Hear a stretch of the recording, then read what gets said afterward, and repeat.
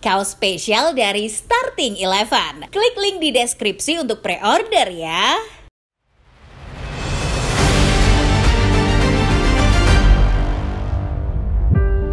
Ketua Umum PSSI Erick Thohir mengonfirmasi keikutsertaan Indonesia dalam agenda pengajuan diri sebagai tuan rumah tunggal pagelaran Piala Asia 2031 mendatang. Menurut keterangannya pada 10 Desember lalu, Erick menyatakan bahwa dirinya optimis Indonesia bisa menang. Indonesia sendiri memang saat ini telah mengalami banyak kemajuan pesat di bidang infrastruktur, terutama setelah menjadi tuan rumah Piala Dunia U17 tahun lalu. Oleh karena itu, Erick menilai bahwa kita sanggup untuk menjadi tuan rumah. Namun begitu, tantangan untuk menjadi tuan rumah rupanya tidak semudah yang dibayangkan. Usai Indonesia mendaftarkan diri sebagai calon tuan rumah Piala Asia 2031, negara-negara lain seperti Arab Saudi dan Kuwait pun rupanya ikut-ikutan. Seolah tak ingin kalah saing dengan Indonesia, negara-negara ini juga ikut mencalonkan diri sebagai tuan rumah Piala Asia 2031. Membuat persaingan antar negara semakin ketat. Lantas, apakah bisa Indonesia menang melawan mereka? Sebelum kita mulai pembahasannya Football Lover, selalu pastikan kamu sudah menekan tombol like dan subscribe, serta nyalakan lonceng notifikasinya, supaya kedepannya kamu tidak ketinggalan berita-berita terbaru lainnya seputar dunia sepak bola dari channel Starting Eleven Moment.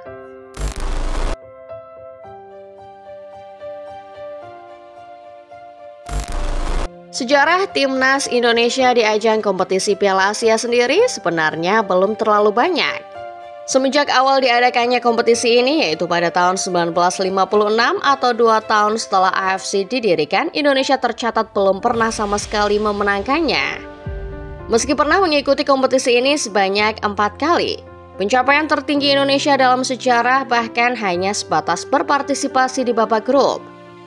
Skuad Garuda melewati edisi 1996 dan 2000 tanpa kemenangan.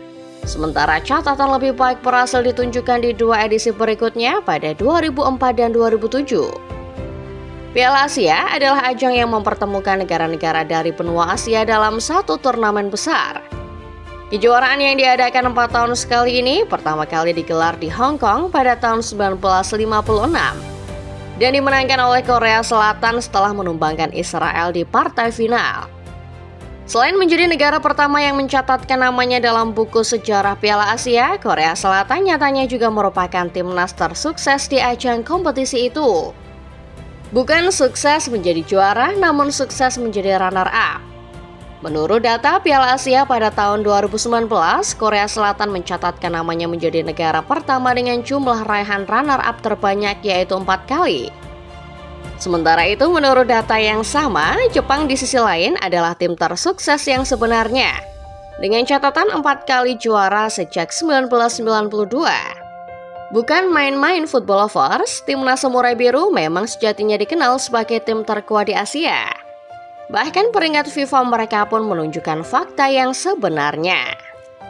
Meski begitu, pada ajang kompetisi Piala Asia terbaru yaitu tahun 2023, Jepang bukanlah juaranya.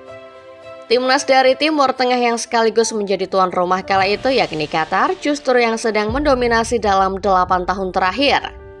Catatan 2 kali juara mereka kini mendekatkan The Maroons kepada rekor Korea Selatan yang sebelumnya tampak menakjubkan. Jika dibandingkan dengan negara-negara kuat di Asia lainnya, Football Lovers tentunya setuju kalau Indonesia masih berada di level yang jauh, bahkan untuk menjadi tuan rumah.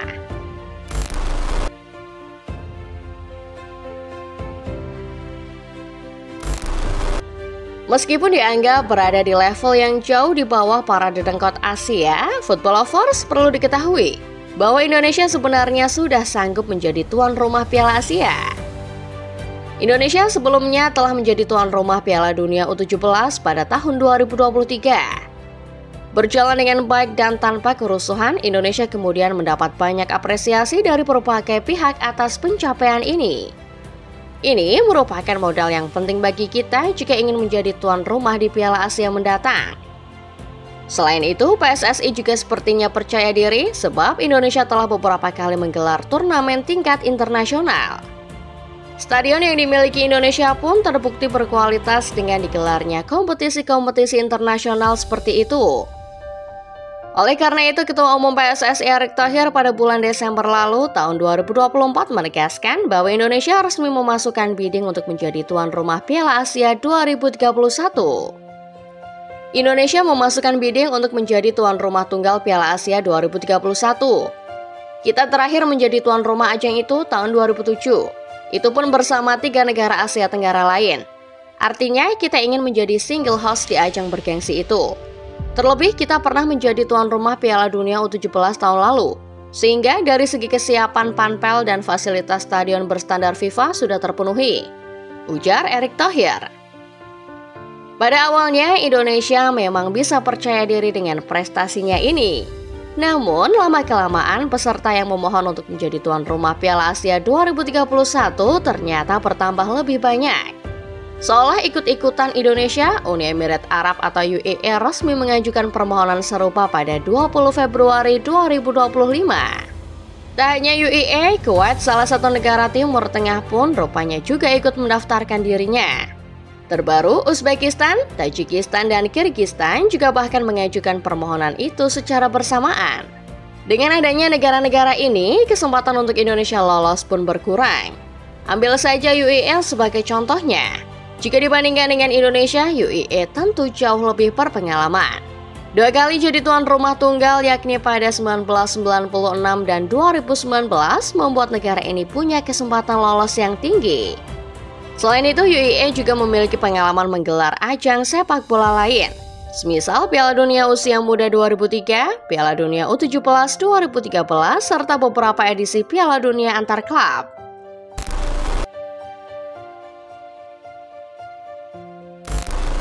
Meski dihadapkan dengan tantangan yang tak mudah dalam menjadi calon tuan rumah Piala Asia 2031, Persatuan Sepak Bola Seluruh Indonesia alias PSSI ternyata masih tetap optimis. Menanggapi keikutsertaan Uni Emirat Arab dalam permohonan ini, Erick Thohir mengaku dirinya optimis dan berharap langkah Indonesia berjalan mulus, sehingga bisa terpilih menjadi tuan rumah di Piala Asia 2031 mendatang. Sepertinya ada tandingan, UAE masuk. Ya, kami nggak tahu. Nanti kami lihat apakah Indonesia diberi kesempatan atau tidak. Kemarin World Cup juga kan kami sudah maksimal, yang kalah sama Saudi. Ya sama UAE ya nanti kami ngobrol-ngobrol, ujar Erick Thohir. Tak sekedar bualan semata football lovers, PSSI telah mempersiapkan semuanya dengan matang. Untuk menjadi tuan rumah di ajang kompetisi sekelas Piala Asia, tentunya sebuah negara harus punya stadion dengan kapasitas besar dan keamanan yang terjamin. PSSI kini bersama dengan pemerintah diketahui tengah mengupayakan hal itu. Bahkan menurut Erick Thohir, Presiden Prabowo sendirilah yang nantinya akan turun tangan dan meresmikan stadion-stadion yang saat ini sedang direnovasi dan akan rampung dalam waktu dekat. Siap, nanti ada rencana peresmian oleh Bapak Presiden Prabowo, mungkin 1 atau 2 minggu lagi untuk seluruh stadion yang direnovasi, ujar Erick Thohir. Indonesia sendiri sebenarnya pada tahun 2007 sudah pernah menjadi tuan rumah Piala Asia. Akan tetapi, kita bukan satu-satunya atau host tunggal di musim itu. Bersama dengan 3 negara ASEAN lainnya yakni Vietnam, Thailand, dan Malaysia, Indonesia sukses menjalankan acara dengan lancar.